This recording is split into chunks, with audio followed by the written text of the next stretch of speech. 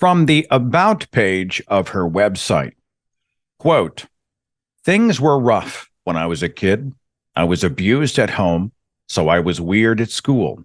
I was weird at school, so I didn't have friends. Literally, I had nobody. But what I did have was a library card." Well, that's an intriguing way to start today's conversation. Cyndy Etler speaks candidly about an extremely troubled youth. Today, she has a life coaching and helping troubled youth. And so I want to talk about that. She's author of two books. One is called Dead Inside. The other, We Can't Be Friends, A True Story. And her focus is on young people. This is one of the reasons I wanted to speak to her today, because specifically, I want to get into how many of the programs and organizations that are trying or ostensibly trying to help young people are actually making things worse, maybe even screwing them up even more. Cyndy Etler, thanks so much for coming. Good to have you. Absolutely. So happy to be here. All right. So I wouldn't be doing my due diligence if I didn't start here. And this is not an accusation. We've actually talked about this before, so you know it's coming. Mm-hmm. But we live in this world of uncredentialed people. You know, they have a title. I'm a mental health coach. I'm a wellness coach. I'm a life coach. And you use those words, or teen life coaching. I don't know what's your term, whatever that is. And, you know, some are hugely credentialed and some got their training from drawings on a kitchen napkin or consulting the Maharishi or something. So when we talk about life coach, how does this apply to you? Yeah. Okay. So I started out as a teacher. I got my master's degree in education. So I was a high school teacher, loved working with kids, didn't love the BS inherent in schools. And I decided I'm just going to be a teen life coach. So I just put up a shingle and started getting clients. And then my conscience hit. I was like, I can't really be accepting money when I'm just listening to kids. So I pursued certification. I studied with a PhD in psychology her expertise, her PhD is in adolescent psychology, and also trained in the coaching protocols as put forth by the International Coaching Federation. So you can call yourself a coach, as I did, without getting the training, or you can get trained in how really the science of motivation and behavioral change. And that's what I now have. So I'm a certified coach. All right. Well, see, now I had to lay that out at first, because otherwise it's like talking to, I mean, you just never know. Is it Deepak Chopra, you know, and he walks in and he's like, I'm credentialed, and you got to be like, well, let's go deeper. So go as deep as you want here. I know you speak candidly and openly about your past. You weren't one of the popular kids. You weren't one of the cool kids, but you also really felt like there was a target on your back. Is that an exaggeration or is that accurate? No, it's not an exaggeration at all. And I don't want to go too crazy deep about what therapists have explained, but I know as a kid, I was being abused at home. So I was kind of walking around with this backpack of just stuff, secrets that I couldn't tell, and fears and shame. Also, I was a poor kid in Fairfield County, Connecticut, which is all money all the time. So I was different internally and externally, and the kids didn't like me because of those things. Also, as an adult, I realized, wow, I have this really wonky personality. I tell the truth too much. I don't know if I should swear or not. I'll just say I can't BS. Swear. Okay, so I can't do the bullshit thing, right? And to be a popular kid, you have to be able to kiss ass, or you have to be a douchebag and strike out at other kids to become top dog. I'm not capable of either. So there was all this stuff that made me unlikable. So if someone's coming after you, I don't know, the cliche is the schoolyard bully. You strike me as a fighter. Did you retreat or did you lash out or what? Back then I retreated. It was when I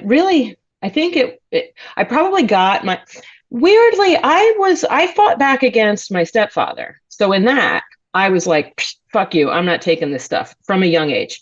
But with peers who I really wanted their approval, and I didn't per se have something to fight back against, then I was like, oh, please like me.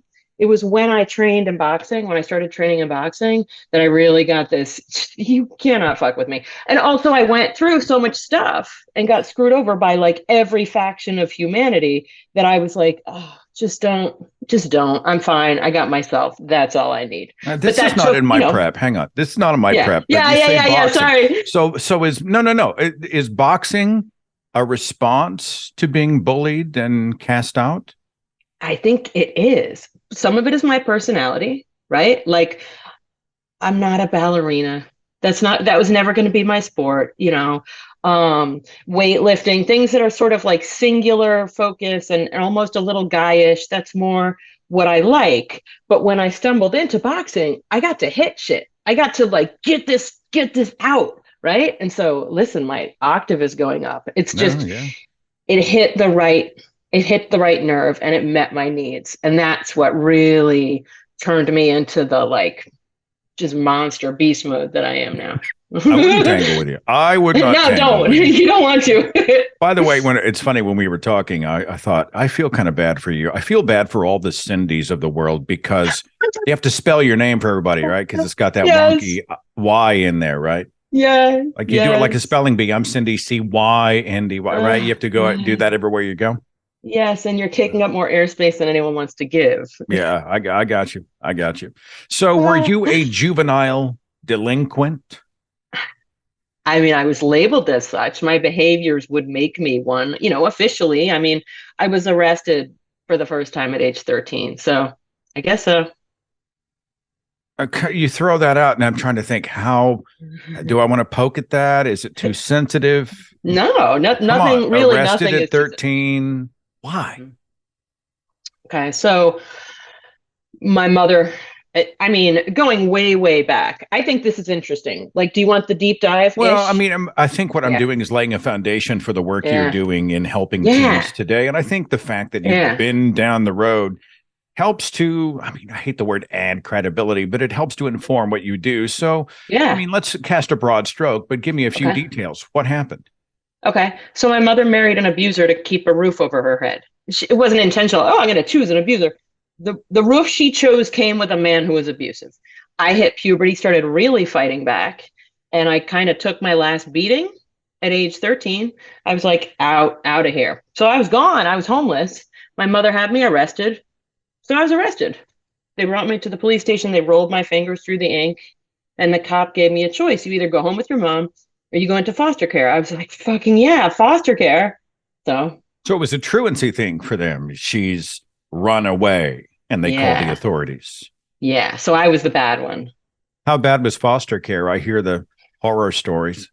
So I went to a homeless shelter for teens and they were looking for foster care for me, but nobody in Connecticut is looking for a 13-year-old juvenile delinquent girl. So instead of finding a foster family, I got locked up in this private prison, which is what my first book is about. And I think the topic of our conversation, the troubled teen industry stuff. I got to make sure I do a little bit of a reversal when I say the horror stories about foster care.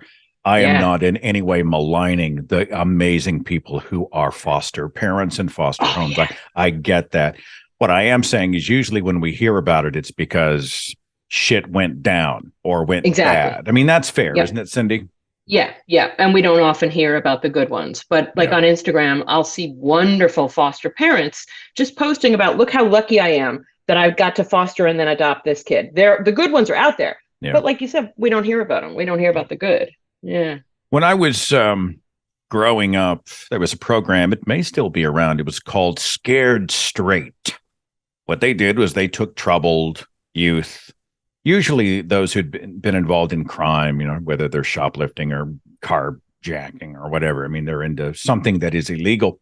Hmm. And the solution was, quote unquote, the solution was to, they Hmm. would grab them, stick them in a bus, drive them to prisons, Yeah. and then they would set up these inmates to come in and scare the holy shit out of them. Smart guy, you want to be a wise guy? Let me tell you something. The police can make 1,000 mistakes. You can only make one mistake and you're done. You understand? What, am I here to amuse you that you smile? Yeah. Huh? Something's funny? Something's funny with you? No. Huh? Get this smile off your face, please. Still smiling. Let me tell you something. I'll bite your fucking nose off your head. If you think somebody's gonna stop me from going, believe me, they won't. Because by the time they get here, it'll be too late. It'll be all over with. I got so much time they can't give me no more. You understand what I'm telling you? So when you sit there, you keep that smile off your face, because I'm gonna hurt you. All right? They were intimidating. They were frightening. They'd bring in the most, intimidating people and be like, this is what my life turned out like, and this is what I'm up against, and I'm going to spend my rest of my life in here, and you don't want this to happen to you. You better straighten up. And so they were literally trying to scare them straight. No one bothered at the time to consult psychologists. It was just sort of a whole program based on somebody's intuition. Well, this sounds like it ought to work. And then when psychology got involved and actually did some studies, they realized that scared straight was making it worse in so many cases. Yeah. So is that like this program that I saw you mention on your website, Straight Incorporated? Can you talk about that? Yeah. It shares the name Scared Straight, and it shares some of the tactics like horror, but instead of it being looking at someone else and being horrified of experiencing their fate, straight strategy. And it was actually based in North Korean communist revisionist camp, like brainwashing camp, where American prisoners of war were brought to these camps and brainwashed into becoming communists. So the strategies used in those camps, sleep deprivation, forced labor, forced confessions, all of these strategies literally designed to break a person's will and make them desperate to, like Stockholm syndrome, conform to the ideology of their captor. And once the person's ideology is like, okay, I'm gonna make my captor like me, they change what they believe, they change who they are. So in the case of Straight, all the torture in our young, like children's minds, made us recite the party line to our parents. Everything that happened was my fault. I'm a hardcore drug addict, even though we had probably never done any drugs. Our parents loved hearing that. The thousands of dollars I just spent was worth it. And the program continues and recruits more parents to spend more money because the kid has been reformed. Long answer. Tell me if you want me to go any deeper on any of that. Yeah, I mean, I've noticed there's kind of a militarization of some of these programs. Was that your experience? Gosh, there are programs, especially today, that are officially military. Mine wasn't. It was early days. It was more. It's based in a California cult synanon that developed a form of behavioral reform called attack therapy, and that kind of says it all. It was about kids moving up in the ranks and gaining the right to brutalize other kids and make them reform. Talking here with Cyndy Etler, who is a life coach who does a lot of work with troubled youth. How would you define troubled, the people that you work with? I know it's a broad, label. I just throw a big blank. I don't know. What do you think? I think my answer lies in the word you chose, which is labeled. Describing a kid as troubled is looking at that kid from an outside perspective that isn't considering what the kid is experiencing. So I think troubled is sort of a bullshit word used to almost demonize kids. I would use the word instead struggling, like the kid is struggling with stuff. What you're seeing on the outside are behaviors that aren't productive and that aren't positive, but they're coming from a need inside the kid, an unmet need that they're just desperately trying to meet. All right, making a note here. Troubled is bullshit. Struggling. That's good. That's good. I've just evolved my language on the subject. Okay. So tell me about the work you're doing.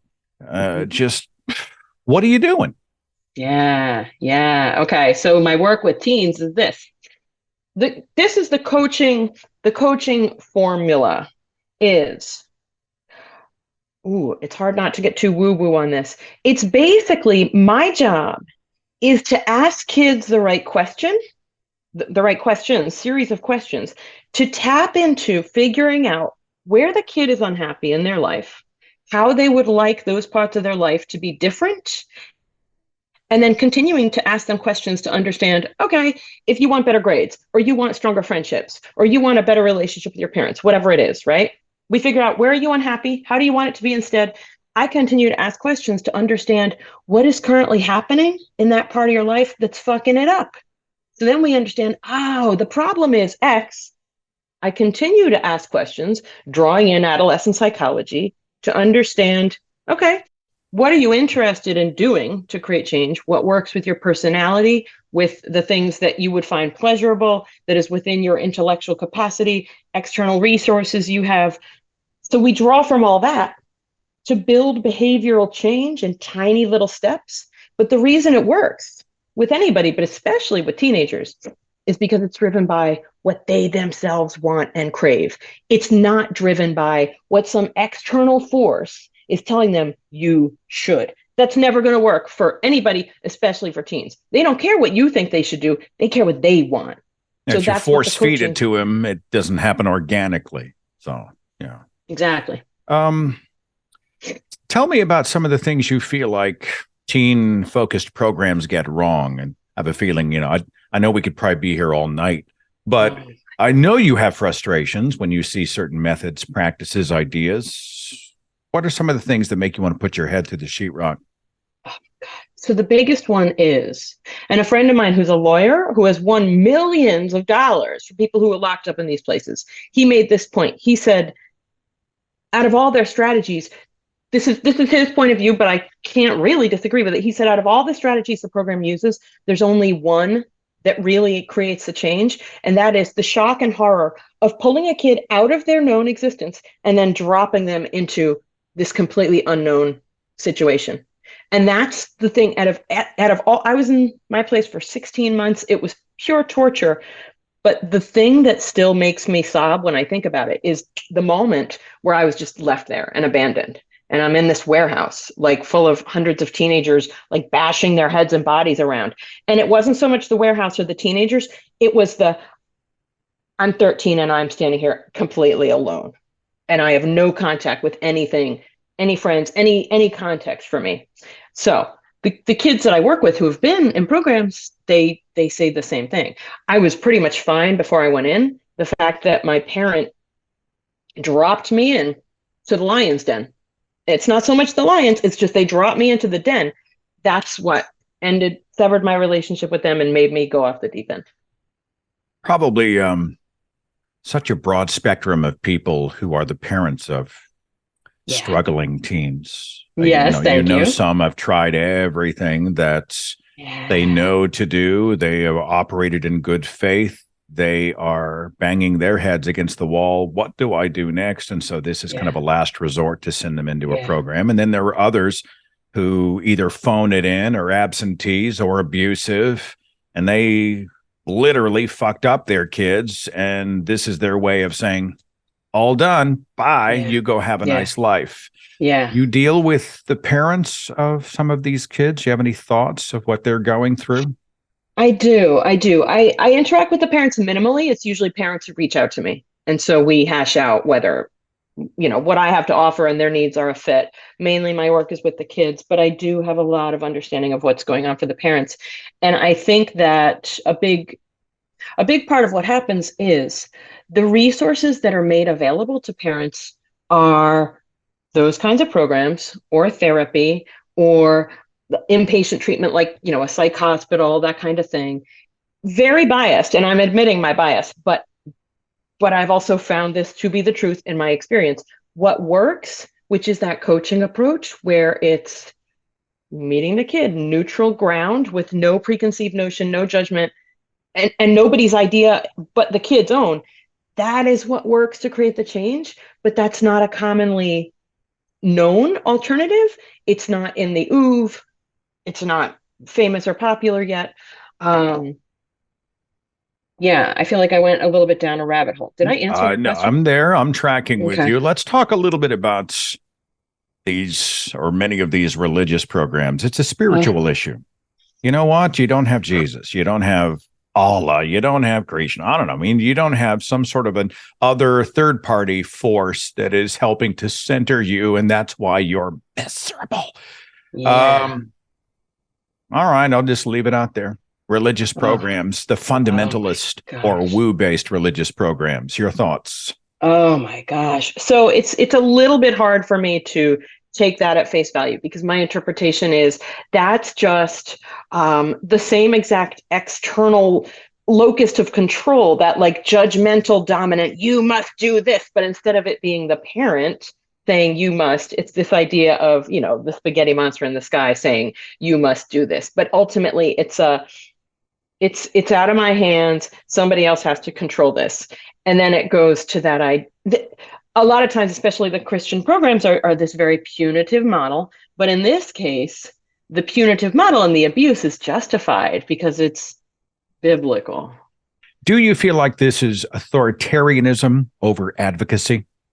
Absolutely. There's a great comfort in the idea of there's an external force somewhere with the answers and the solutions, and we can just pawn this problem child off on that.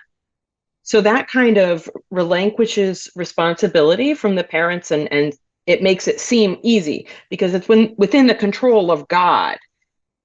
And then the next tier down is the adults who are enforcing God's will. So that justifies the torture, the abuse, the physical, emotional, just all of it. It makes it okay to be abusing kids because you're abusing them to make them do God's will. The approach of coaching or even therapy or any of the sort of more humanist approaches to supporting kids, that empowers the teen themselves. That's scary for a lot of people for a lot of reasons. And it's not as simple and easy and like, let me just write this check and then let God handle it.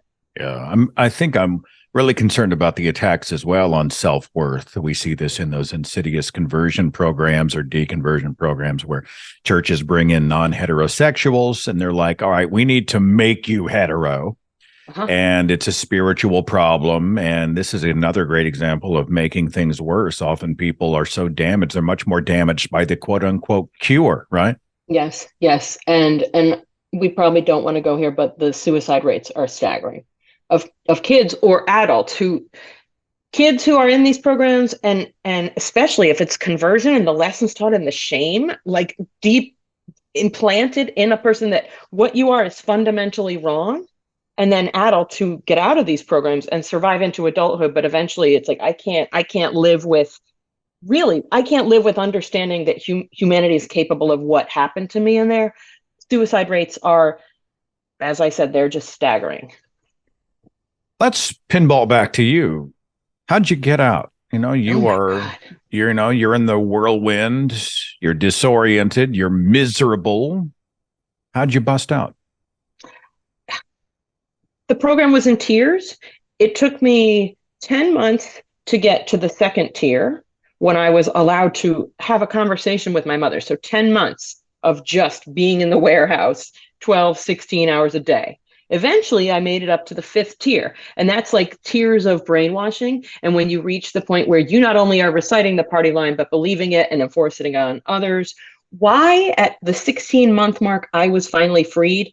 I don't have access to my paperwork. I can't say for sure, but when I was researching for my book and the timeline of the investigations that were going on, the lawsuits that were being won, I believe that Straight Incorporated was like narrowing the ranks to lean themselves down.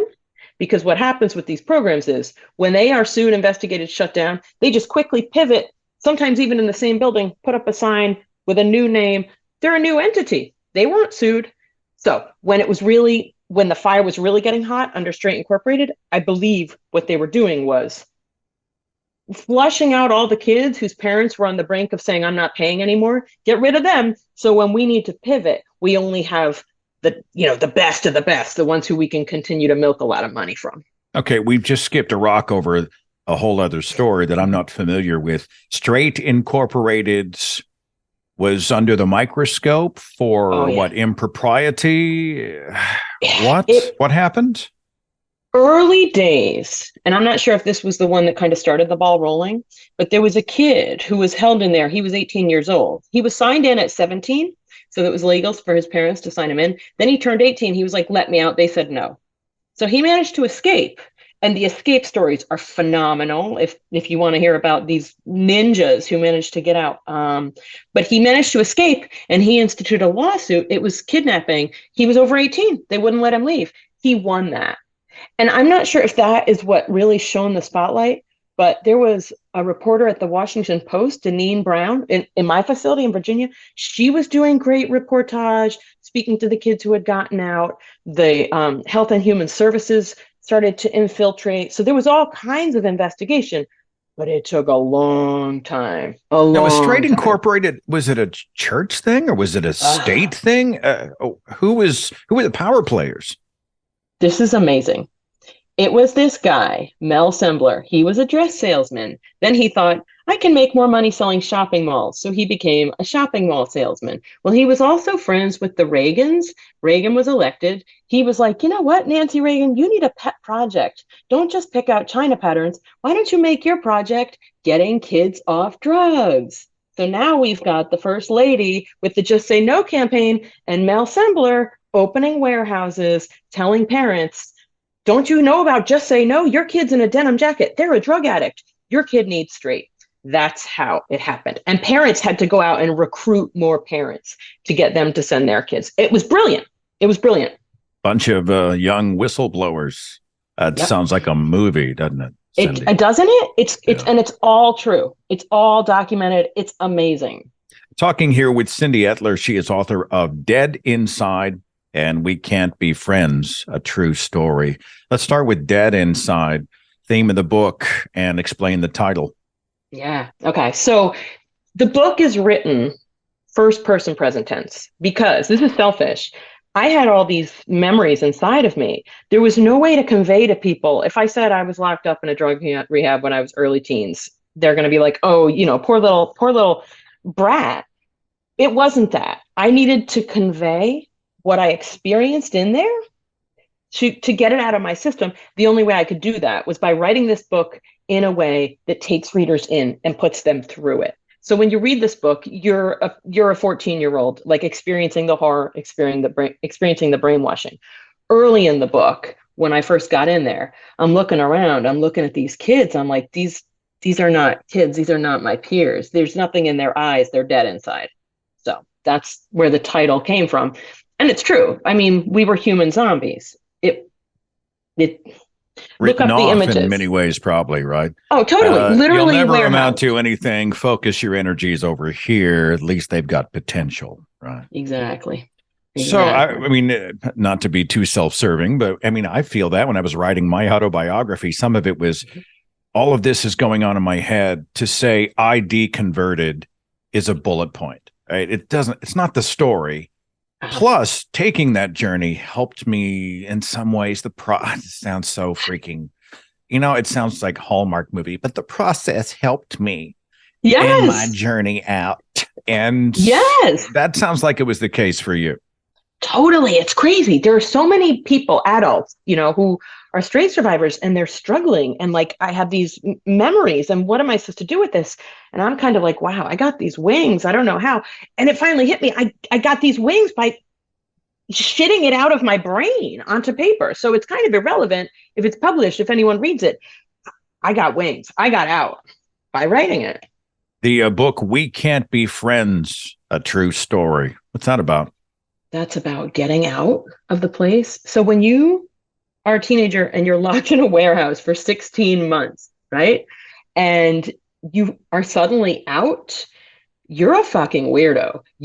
I was a cult kid. I was weird. So I go back, I get kicked, flicked like a booger off of God's finger back to my druggy high school where everyone is demonized for me. And all these kids who haven't seen me for 6 months are like, you're here, what's up? And I'm like, I cannot talk to you. You are not in my best interest.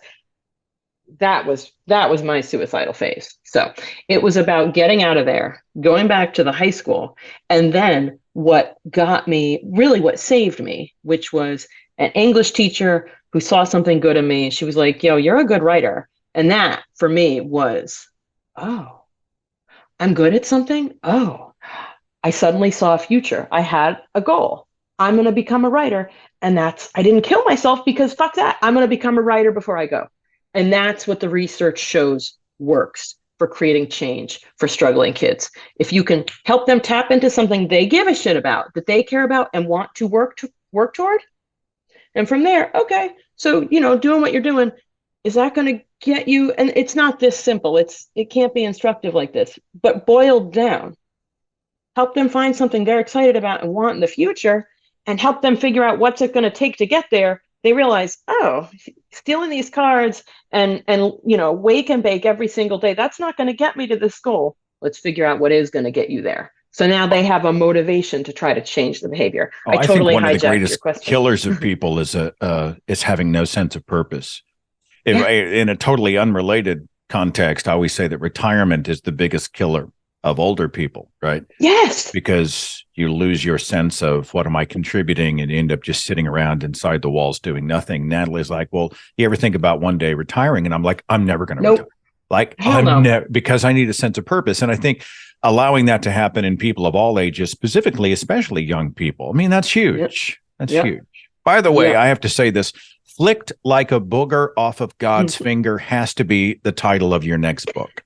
For real. It has to be. I would buy that book. I would actually buy the audio book just to hear you say it over and over and over again. Let's put a punctuation mark on this conversation. I got young people and parents of young people, associates of young people who have experienced all kinds of trauma. They were sitting across from you, just in a general sense. What would you say? Can you give me at least a broad word about purpose and healing and recovery and their futures? Yeah. The first thing when I'm talking to kids, the first thing I say is I care. Like, I am here. I'm out here. You can find me easily on the internet. I am here and I care. That is the biggest thing that is at the root of so much of little kid and teenage kid struggle, is feeling like they're alone. So there's that. And the next one is just like me realizing, oh, I'm good at writing. Oh, that's something I could do. The question is for the kid, okay, whatever you're doing right now, it makes sense. You're trying to survive. You're trying to meet a need. Okay, no shame on that. Let's think about what you love doing. What do you really love doing? What thrills you? What could you do for hours? Once you get clear on that, okay, is that a thing you might like to pursue in the future? Is that a, could you do that for the rest of your life? If you find a thing you love doing and could do for the rest of your life, the next question is, sweet. How about you research and find out what it would take to get there and start taking tiny, tiny little steps toward that. Just easy stuff. Read about it. See if there's someone you can reach out to say hi. That's the ladder up and out. What I really like is that you're not patting them on the head going, you poor, poor young person. We tend to see a lot of young people minimized, oh, come on, you're just a kid. And I just think that's the worst, as if their struggles aren't legitimate. Got to make you crazy. I say, hell no. I say to kids in the first session, you can say anything here. I judge adults, not kids. Like, teenagers are badass. They're at that crackling point of, they don't care what you think. They're exploring what they're interested in. I tell them, don't change, because where kids are at when they're adolescents, whatever they're doing, that's the badass phase. That's the I don't give a fuck, I'm doing my thing phase. I don't need the adults. Keep the adults. Just give me all the teenagers. Seriously, where's the lie? I'm right. Where is the lie? Mm-hmm. How do people find you and your books and your work, Cyndy? Oh, I mean, you can just look up Cyndy Etler, CYNDY Etler. That's easy. The Teen Life Coach is my coaching website. My books are Dead Inside and We Can't Be Friends. I will put those links in the description box. Been a lot of fun, been informative, and hopefully helpful to everybody watching and listening. Cyndy, thanks so much for talking to me. Awesome. Great talking to you.